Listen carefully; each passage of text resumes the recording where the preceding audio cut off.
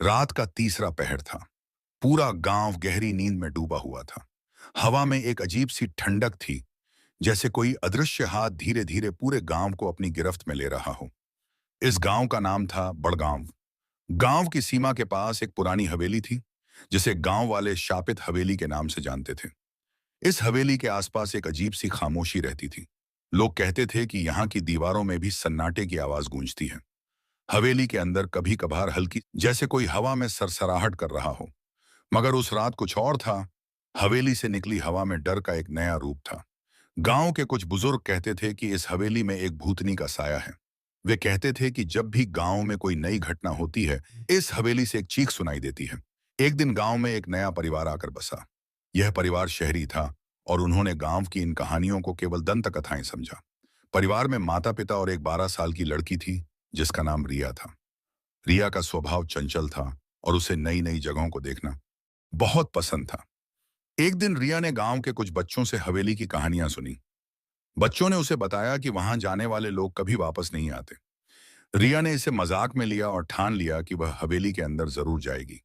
उस रात वह चुपचाप अपने घर से निकली और हवेली की ओर चल पड़ी। हवेली के पास पहुंचते ही रिया को अजीब सा एहसास हुआ।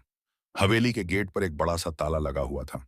रिया ने सोचा, यह तो बहुत पुरानी हवेली है, शायद अंदर कुछ खास न हो। लेकिन जैसे ही उसने ताले को छुआ, वह खुद ही खुल गया और वह धीरे धीरे कराहते हुए खुल गया। अंदर एक घना अंधेरा फैला हुआ था। रिया ने अपनी टॉर्च जलाकर अंदर जायजा लिया।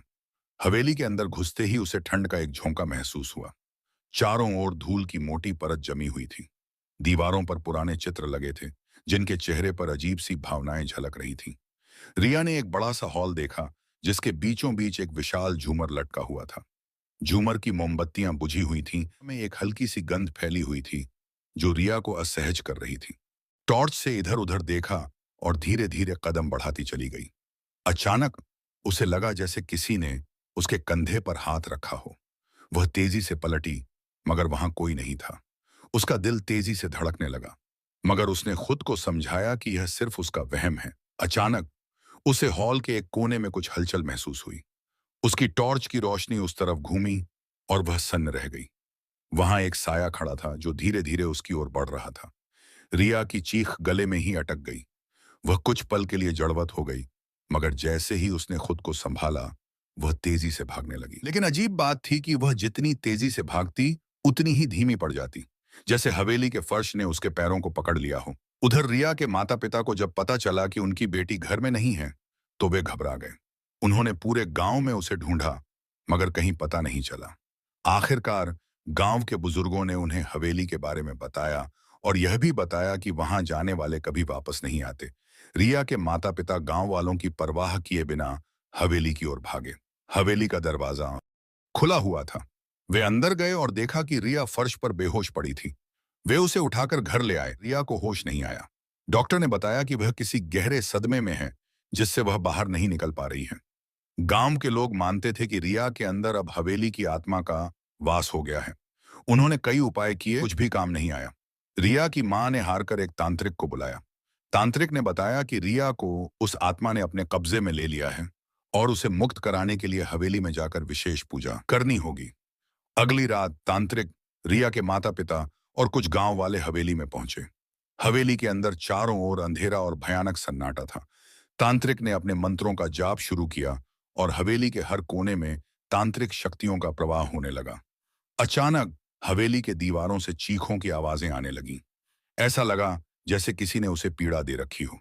तांत्रिक ने बताया कि यह आत्मा उसी चीख की है, जिसे सदियों से यहां कैद किया गया है। पूजा के अंत में हवेली की सबसे ऊपरी मंजिल पर जाने की बात कही। वह मंजिल अब तक बंद थी और किसी ने वहां जाने की हिम्मत नहीं की थी। जब वे लोग वहां पहुंचे, तो दरवाजा खुद ब खुद खुल गया। अंदर का दृश्य देखकर सभी स्तब्ध रह गए।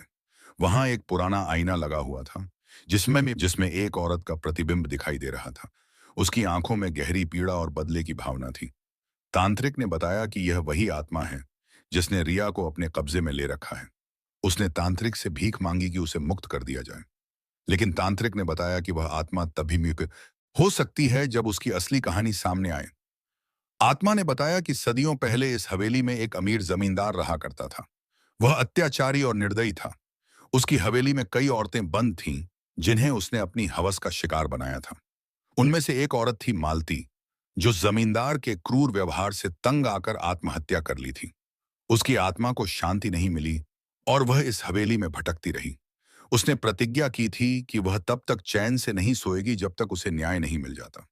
तांत्रिक ने उस आत्मा को शांति का आश्वासन दिया और पूजा पूरी की।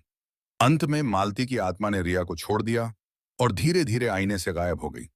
उसी पल रिया को होश आ गया, मगर वह बहुत कमजोर हो चुकी थी। हवेली में सब कुछ सामान्य हो गया और गांव वालों ने फैसला किया कि अब इस हवेली को तोड़ दिया जाए ताकि भविष्य में कोई और इस शाप का शिकार न बने। कुछ दिनों बाद हवेली को गिरा दिया गया और वहां एक मंदिर बनाया गया। रिया और उसके परिवार ने गांव छोड़ दिया और शहर में बस गए, लेकिन रिया के मन में वह रात हमेशा के लिए बस गई। वह कभी भी उस खौफनाक अनुभव को भूल नहीं सकी, जिसने उसकी जिंदगी को हमेशा के लिए बदल दिया था। इस घटना के बाद गांव वाले भी सतर्क हो गए। वे अब रात के समय बाहर निकलने से डरते थे। हवेली का शाप मिट चुका था, मगर उस गांव की हवा में अब भी एक अजीब सी खामोशी थी, जैसे वह गांव अब भी किसी अनजान भय से घिरा हुआ हो। रिया ने अपनी पूरी जिंदगी में कभी भी इस बारे में किसी से बात नहीं की, मगर वह जानती थी कि उस रात उसने जो देखा वह सिर्फ एक बुरे सपने से कहीं ज्यादा था। कहानी यहीं समाप्त होती है, मगर वह हवेली, उसका सन्नाटा और वह आत्मा हमेशा के लिए उन लोगों के दिलों में जिंदा रह गए, जिन्होंने उस डरावनी रात का सामना किया था।